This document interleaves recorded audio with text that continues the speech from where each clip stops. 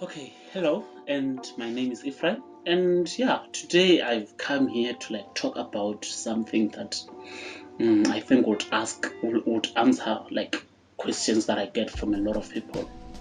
How do I become a better photographer? So, I've actually compiled 8 tips on how to become a better photographer, and the first one would be to only buy the equipment that you can afford, unless if you already have the equipment, you understand. So if you can afford the Canon 4000D, get that. It's gonna do great job for you. And one thing that I have to emphasize is that photography is not about the equipment. It's all in here. It's about the knowledge that you have. It's about your sheer determination into getting the right picture, you understand.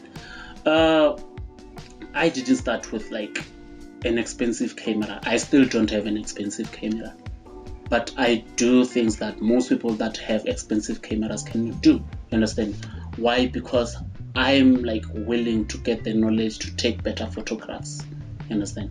So yeah, just get that gear. If you have 4,000 rand, see what 4,000 rand can do for you. If you can't afford a brand new camera, look at the second hand. There's so many decent second hand cameras that you can buy, and they can actually help you in so many ways. You don't need 30,000 to start photography. As small as 5,000 rand, you can start photography and make create beautiful images out of that. How do you create beautiful images? Learn photography. How do you learn photography? You know your gear first.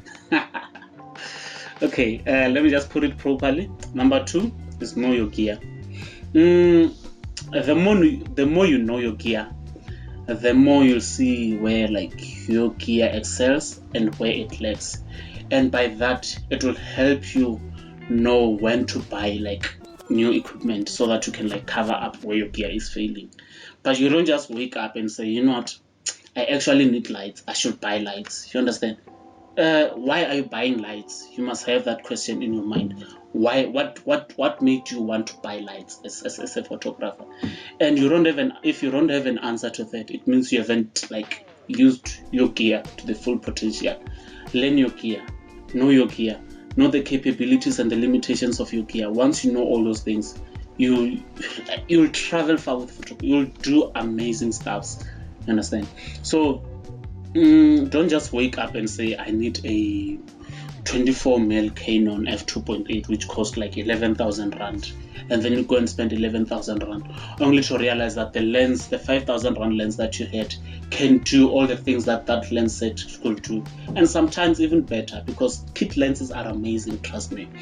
Every photographer will tell you kit lenses are just looked down on because of their price and the build quality, but besides the build quality, everything else is amazing. Just try use it to its full potential before you can consider buying something new. Okay, and then tip number 3 is to learn photography. You have learned your gear, you know your gear, but now you learn photography. Photography has rules. Photography has so many small pieces that when you put them together, they create one thing, which is a beautiful image. You must know the compositional guidelines. You must know what shallow depth of field does, what maximum focus is, focal length, you name it. You must know what ISO does, aperture does, and then what's the other thing? Shutter speed. You must know what fast shutter speed brings in when you use it, and what higher ISO does. For example, if it's 100 ISO, you'll have less grain, which is digital noise, and then 800, 1000 going up. If you're using a small camera, you're just going to see noise everywhere. So you must know what those things does. Shallow depth of field with maximum aperture and all those things. You need to learn what they are. I'll post a video on how to actually work around those things next time. And then the other thing is to it's very important. You can't just go out there and start shooting without reference, which is tip number 4. Okay, so you need to find people that are already in the photography business, look at their work and see if it aligns with what you want to be able to do as a photographer. And if it aligns, put them more like as your mentor, though even if like it's someone from online, if you're not talking to them, but let their work mentor you into like trying and improving on what you do. So you need to find experts that are going to like help you, not necessarily find someone that you're going to talk to every day about photography and all that, because trust me, sometimes like it can be like tiring to just have this person whom like it's just there asking you things like, what equipment should I buy, what is roll of threads, like it's things that you can just go out there and learn on your own. But then like, how do you learn them? You just look at your mentor's work and see, okay, with this one, this is how they went about with it, so how can I use this to help improve my photography business?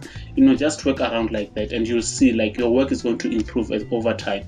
And then number 5 is okay, this is more like one of photography techniques, but then like you can't become a real photographer and still shoot JPEG. Camera has like a JPEG version, and then there's of an image, and then the raw version of an image. Like, it's important to always shoot raw. Why? JPEG only records about 40% of what the sensor of the camera is seeing, and then raw records 100% of what the camera sensor is seeing. So what would you want, 40% or 100%? So you have to decide from there. So if you shoot raw, it means like you have this information that when you go and edit your photographs, you have so much to play around with. You can balance exposure on its own without like tampering with the contrast or anything like that. And then you can change contrast on its own, you can change the white balance, you can do all those things. But if it's JPEG, if you realize once you like try and increase exposure, you'll find that also the contrast changes, the shadow, it affects everything. When you want to deal with the highlights only, and then if it's JPEG, you'll find that like the shadows are also affected with what you do on the highlights. But if it's raw, when you increase the highlights, only the highlights will change according to how you want them to be. And when you adjust the shadows, only the shadows will be affected. So that's one of the things that you should also look into when you're like dealing with photography. And then number 6 is just to be versatile. I'll take that this is something for someone who has never like really gone deep into photography. So the best thing that you can do is to like shoot as many genres of photography as you can. This will help you find where you're good at. This will help you realize that you don't like this, you actually like this. For example, you'd find that you don't like portraits, you like shooting food photography, or you don't like shooting food photography, you like abstract photography, you like fine art, you like sports photography, you like wildlife photography. That will help you determine the kind of niche that you want to focus at as a photographer. And once you focus on that, you put your whole energy into it, go get that thing. You'll see one day you'll make it, I'm telling you. And then the other thing is to like like once you buy a camera, everyone will expect you to take you a picture and all those kind of things, and you need to start charging, even if it's like 100 rand for your services. You need to start charging. Charging is not all about me getting the money as a photographer after shooting you. It's also like more like, what, I've spent my time doing photography with you, and like now I think it will be very much appreciated if you like pay me for my time. You understand? So it's not more about like the things that you do and all that. It's all into like how you like get the respect you deserve from the people. It's more like you are demanding respect when you ask people to pay you. Okay. And then the last tip, which is number 8, I know I didn't like really name them out, but then I just wanted to flow with the conversation. I like flowing conversations. I don't like scripts, but I know I must use them, but then I'll just work on that in the future. Then the last one is to like, if you want to become a better photographer, the last one is just to practice. You can't go and sit on your computer and learn what rule of thirds is, and then you learn your golden rule, and then you learn all those things, the leading lines, the implied leading lines, contrast, and all those things. You can't learn those things and then you say you are ready to be a photographer and then you go and shoot someone. You need to practice, and practice. Practice makes you a better photographer. When you practice, that's when you see, okay, actually that one is not working, but if I try this kind of thing, it's going to work for me. And if I don't do this, I do that, then it's going to work, or it's not working. You understand? So if you practice more, you'll have more experience and you'll shoot better. When I started, I always took pictures. Like I used to take pictures almost each and every day. Like almost each and every day I could go out and take pictures, and not pictures of people, not pictures of any other thing, pictures of flowers and small animals that I could find around, just to see how to play around with depth of field, to play around with like maximum focus, and then putting your aperture at like f22 or f1.8 to see how it's going to work.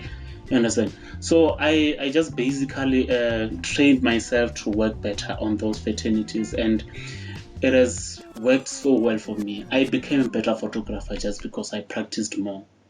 That's one of the important things. And practicing more, like, it's one thing that determines everything that you have learned before.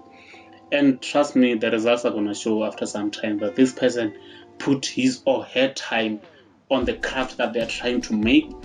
And since this person puts the time in their craft, why should someone not see the need to invest in you and pay you money so that you can like shoot for them? There's no way, because your work will be talking for itself. And I'm telling you, in the future, you actually not gonna like need to advertise yourself more often. You just need to get yourself out there, and then after getting yourself out there, clients are just gonna come to you because they see the work and they want to get that work, because that work is what is like making you outstanding. But to get that work, you need to practice more often.